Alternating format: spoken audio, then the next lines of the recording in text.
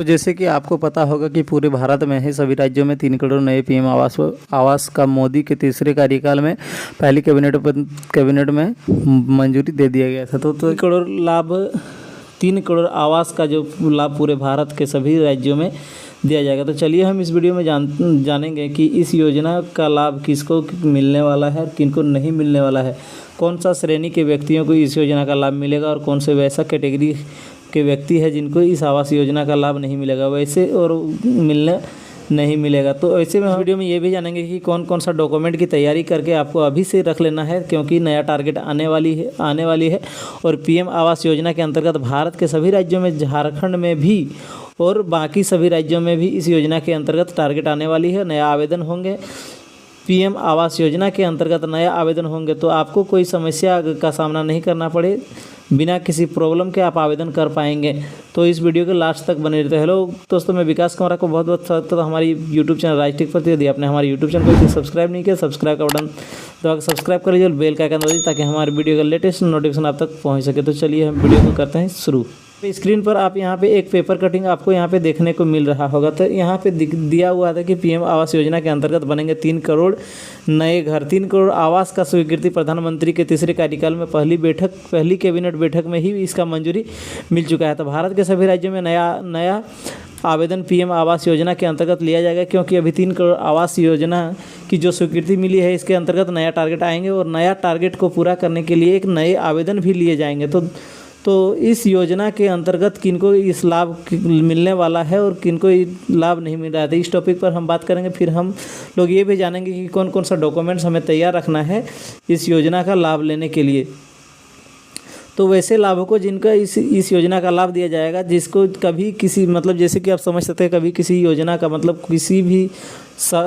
किसी भी सरकारी आवास योजना का लाभ उन्हें नहीं मिला हो। तो जैसे कि वो पीएम आवास योजना हो या तो इंदिरा आवास हो, कोई भी सरकारी आवास योजना का लाभ नहीं मिला हो, तो आपको सेंट्रल से मिला हो या तो आपके राज्य सरकार द्वारा ही अगर कोई चलाया गया आवास योजना के अंतर्गत अगर आपको आवास का लाभ मिला है तो आपको है कि ये लाभ नहीं मिलने वाला है। तो जैसे कि अगर आपके पास दूसरा हो गया कि अगर आपके पास कोई भी मकान है, कि आपके पास अगर जैसे कि आप खुद से भी अगर आपने पक्का मकान बनाया है तो आपके पास अगर पक्का मकान है तो आपको इस योजना का लाभ आप इसमें आवेदन नहीं कर सकते हैं। तो तीसरी बात है, अगर टैक्स पेयर है, आप कोई भी बिजनेस करते हैं और अपने सरकार को अपने टैक्स अदा करते हैं तो इस योजना का आवेदन आप नहीं कर सकते हैं। तो चौथी बात इसमें है कि आप ये नहीं आवेदन कर सकते हैं कि अगर आपके परिवार में किसी का भी अगर सरकारी नौकरी है तो आप इस आवेदन को नहीं कर पाएंगे। तो जैसे कि अगर आपके पास कोई पक्का मकान नहीं है तो आप इस योजना का आप लाभ ले सकते हैं। तो इस योजना के अंतर्गत आप फॉर्म भर पाएंगे, क्योंकि फॉर्म भरते समय आपको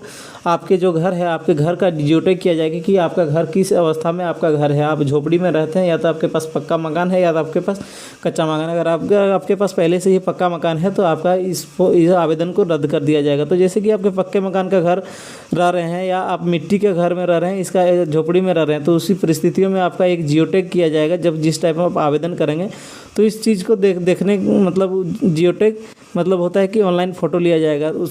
उसके बाद आपको अगर आपका पक्का मकान है तो यहाँ से फॉर्म को आपको रद्द कर दिया जाएगा। चलिए उसके अब जानते हैं कि डॉक्यूमेंट्स हमें क्या क्या ज़रूरी है। तो उसे जैसे कि आपको डॉक्यूमेंट्स के लिए सबसे पहले तो आपके पास आपका आधार कार्ड होना चाहिए। अगर आपके पास आधार कार्ड नहीं होंगे तो आधार कार्ड के बिना जो ये लाभ आप नहीं ले सकते हैं। तो आधार कार्ड नहीं है तो इस योजना का लाभ आप नहीं ले सकते। तो दूसरी बात, आपके पास राशन कार्ड आपके परिवार में राशन कार्ड होना ज़रूरी है। तो जैसे कि अगर आपके परिवार में अगर राशन कार्ड हो या तो आपके राज्य आपके पास PH कार्ड हो, AAY हो या तो आपके पास ग्रीन कार्ड हो, तो आपके जैसे राज्य सरकार द्वारा भी अलग अलग राशन कार्ड दिए जाते हैं, कोई भी आपके पास राशन कार्ड होना ज़रूरी है। अगर नहीं है तो इसका आवेदन भी कर सकते हैं, लेकिन आपको गरीब परिवार के श्रेणी में आपको अगर आते हैं तो आप इसका भी बिना राशन कार्ड का भी आप इसे आवेदन कर सकते हो। तो सबसे मोस्ट इम्पोर्टेंट है कि आपके पास आपके पास बैंक अकाउंट होना ज़रूरी है। अगर बैंक अकाउंट आपके पास नहीं है तो आप इसे आवेदन नहीं कर पाएंगे, क्योंकि जो बैंक अकाउंट इसलिए ज़रूरी है क्योंकि आवेदन करने के बाद जो आपके पैसे आएंगे, आवास का पैसा जो आपके आएगा तो आपका बैंक खाते में ही आएगा। तो जैसे कि आपके बैंक खाते में इसके साथ साथ कि आधार लिंक भी होना ज़रूरी है। आपके अगर बैंक अकाउंट में डीबीटी पेमेंट इनेबल नहीं होगा तो आपका पेमेंट भी नहीं आएगा, क्योंकि जो आवास का पैसा आता है डीबीटी पेमेंट के थ्रू आता है। अगर आपके अकाउंट में डीबीटी नहीं है तो वहाँ से आपको पैसे भी आपको अकाउंट में नहीं मिलेंगे। जैसे कि इतना सारा चीज़ आपको मतलब कि पहले से ही तैयार करके रख लेना है। तो अगर आप इस चीज़ को अगर आप तैयार करके रखते हैं तो कि आपको मतलब कोई भी आवेदन करते समय कोई भी आपको परेशानी के सामना नहीं करने पड़ेगा। तो क्योंकि इतना कुछ का व्यवस्था करके रखिए। और पासपोर्ट साइज़ का फ़ोटो भी आपको लगेंगे जो कि फॉर्म में भरना है। तो फॉर्म में भरना, तो फॉर्म अभी तक नहीं आया है क्योंकि अभी कैबिनेट में मंजूरी मिला है।